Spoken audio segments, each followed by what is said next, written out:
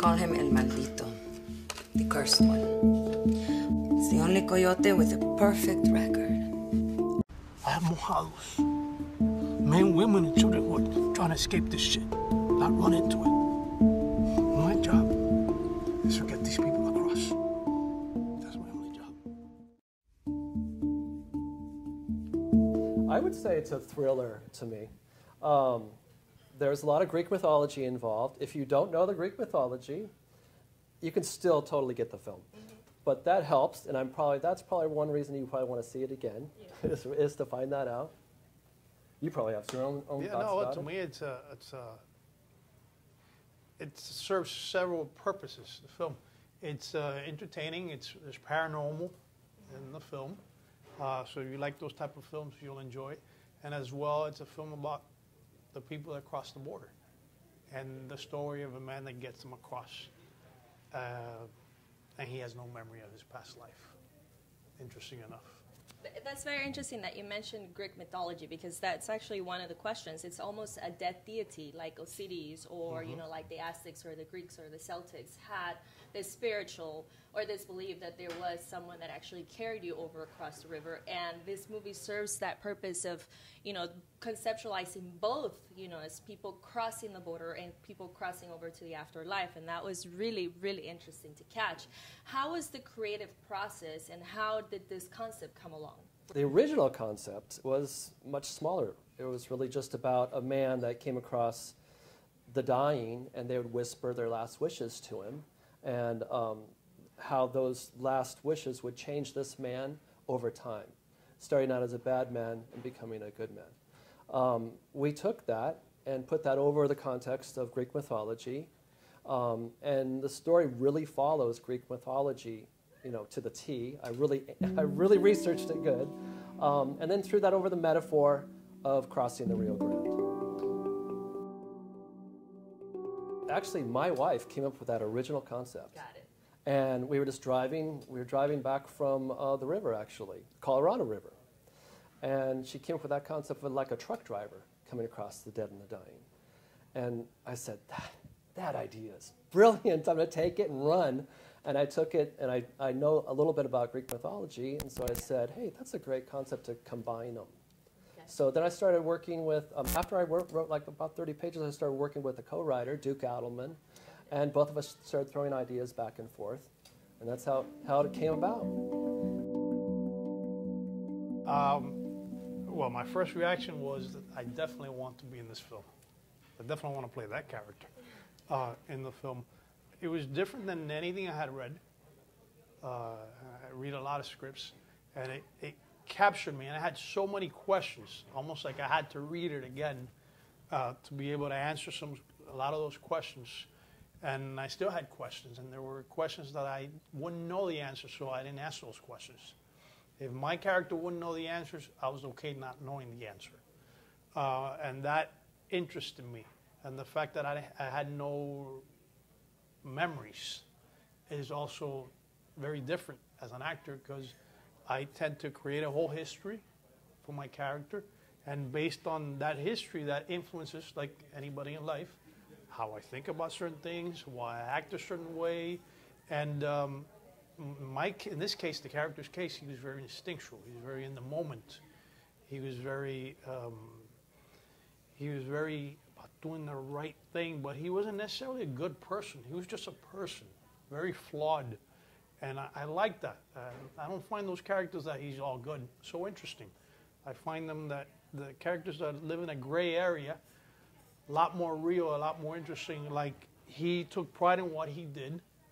He offered a service and he would get you across, but you still had to pay. He wasn't going to do it for free, regardless of who you were. And I found that interesting. And that he ends up doing the right thing despite himself in a way. His first instincts told him, like, walk away from that situation. But he still felt the need to, you know, help. And even though he didn't want to, he still did. How do you feel you relate to the character, personal life? Well, I think there's a lot that I relate to on many levels. Taking pride in what you do, Same thing as an actor. I take a lot of pride in my work I do. I feel like, you know, it lives forever. You know, you do something on camera. If you do a bad job, and the character it's lives gonna, forever. people, we're looking at movies that are 100 years old right now and still look at it and have an opinion on it. That's a good point. So I feel the same way about that.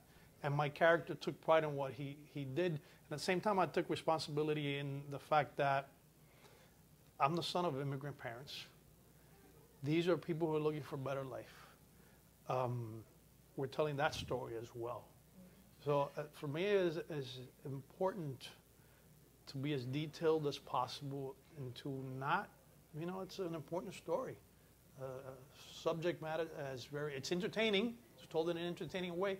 Movies should be entertaining, or else you're doing a documentary. And even documentaries need to be entertaining. But at the same time, for me, I'm not an actor in the movie. I'm this character. And as that character that I enjoyed playing in a way, it was a great journey. Actually, I do believe in the afterlife. Talking about living forever, it has been 18 years since you first started your Yes, 17 and under that's in correct. 1998. So how does it feel to be back in the director's chair? A lot has changed. I mean, you just get better at making films. I still am in the independent world. I would love to make a big budget hangover movie that Oscar was in. And I'm working my way up there. So, but I love the independent film world. I have lots of friends in this world. We all kind of are tight and stuff. But I don't know, each film is different. Each film takes on its own life. So I would say throughout those 18 years, every film is like a different child. For me, it's a storytelling part, and having the experience. For me, it's all about the experience. It's about living, being able to live in this world, in a world that I maybe never cared about or wouldn't know anything about. And all of a sudden, immersing myself in that world and trying to know as much as I can, and then living that journey. It's almost like, it's funny enough, because sometimes I'll say something in real life or have a memory of something, and I have to stop myself and go, oh, hold on a second. That's not real. That's a character that I played that had that memory, and it's not my memory, or something that I say, and it sounds familiar, but it's something that my character said in a movie, and that, for me, that's what it's all about. That's what intrigued me about being an actor, is being able to live in this world and tell this, being part of this story. Even more than the storytelling, is being part of this story is what got me hooked. Before we wrap this up, there was something that I found very, very interesting and that I really loved about the movie, and it's the hand drum. Hand drum is my favorite instrument. And I wanted to know how you guys came about using the hand drum as the theme music, because it's throughout. Oh, and I love this story. I was so happy because I love that instrument. See, that's before you said, that is a fantastic story that's perfect for this movie, actually, the story. So I was in Venice, Italy, walking the streets with my wife. And we've only written the script at this point. And so we walked by this handpan, artist just doing his thing, man. He had a couple street performer? Yeah, street performer. Had a couple of CDs out. And so Jeannie says, my wife Jeannie, that's the music for the movie. And I said, how do you know this? We haven't even shot the movie yet. I mean, there's no way. Let's just go. So we left. Then we come walking back later in the day. There he is again. And I said, let's get that CD. We got the CD. When I edited the film, we put it on the soundtrack, and it was like, what? This is awesome, and it just completely worked out.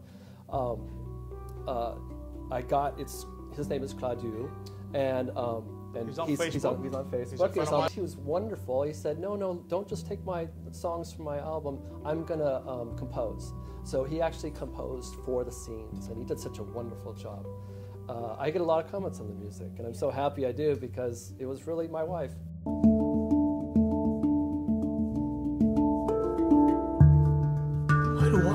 ask me to do that. You're the only person I've ever found alive. And why would I do that for you? Getting out of this country. I'm leaving.